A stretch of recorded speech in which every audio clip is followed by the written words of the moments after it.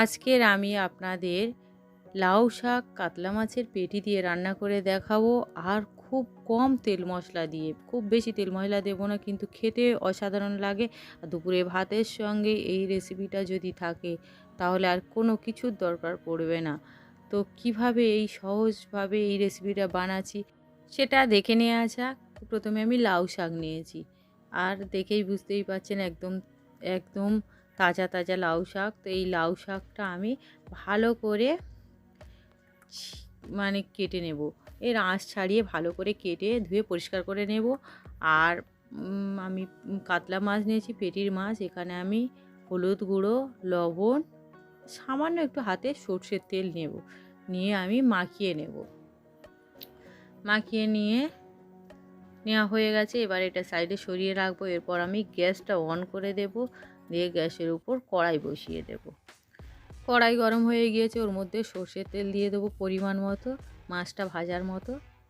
তো তারপর তেল গরম হয়ে এলে ওর মধ্যে আমি মাছ দিয়ে দেব, দিয়ে উল্টে পাল্টে সুন্দর করে লাল লাল করে দুটো পিঠ ভেজে নেব। একটা পিঠ যখন সুন্দর সোনালি রং হয়ে যাবে তখন আবারও আরেকটা পিঠ উল্টে দেব, দিয়ে ওই একইভাবে আবার সুন্দর করে লাল লাল করে ভেজে নেব। তো আমার মাছ দু পিঠ খুব সুন্দর করে ভাজা হয়ে গিয়েছে, আমি এবার প্লেটে তুলে নেব। তারপর ওই তেলের মধ্যে আমি কাঁচা লঙ্কা চেরা ফোড়ন দেব। আমি এখানে 3টে কাঁচা লঙ্কা চেরা ফোড়ন দিলাম। এরপর ওর মধ্যে আমি পেঁয়াজ কুচি একটা মিডিয়াম সাইজের দিয়ে দেব। তারপর একটু সুন্দর লাল লাল করে ভেজে নেব। পেঁয়াজটা আমার দেখতেই পেলেন লাল লাল করে মোটামুটি ভাজা হয়ে গিয়েছে। এবার ওর মধ্যে জিরে 1 চামচ, আর মরিচ ওর মধ্যে 5-6টা, আর 4-5 কোয়া রসুন নিয়েছি, নিয়ে সেটা একসঙ্গে ভালো করে বেটে নিয়েছি। সেই বাটাটা আমি ওর মধ্যে দিয়ে দেব। তারপর একটুখানি ভেজে নেব, আর একটুখানি কয়েক 30 সেকেন্ড 40 সেকেন্ড মতো ভেজে নেব। তারপরে ওর মধ্যে আমি হলুদ গুঁড়ো 1 চামচ দিয়ে দেব, দিয়ে আবারও একটুখানি ভেজে নেব। ভাজা হয়ে গেলে ওর মধ্যে আমি আলুটা দিয়ে দেব, কেটে রাখা আলু দিয়ে দেব, দিয়ে অল্প একটু জল দেব, দিয়ে আমি কেন জলটা দেব, যাতে মশলাটা না পুড়ে যায়। এবার ওর মধ্যে আমি অল্প একটু লবণ দিয়ে দেব, দিয়ে আমি আলুটা কষাতে থাকবো। 5 মিনিট মতো আমি আলুটা কষিয়ে নেব। আর এখানে কিন্তু আমি অল্প অল্প জল দিয়ে কষাতে থাকবো 5 মিনিট। তো দেখেই বুঝতেই পারলেন কষানো কিন্তু আমার খুব সুন্দরভাবে হয়ে গিয়েছে। 5 মিনিট আমি কষিয়ে নিয়েছি। এবার আমি ওর মধ্যে যে কেটে রাখা শাক কেটে ধুয়ে পরিষ্কার করে রেখেছি সেটা আমি দিয়ে দেব, দিয়ে আবারও আমি ভালো করে মিশিয়ে নেব।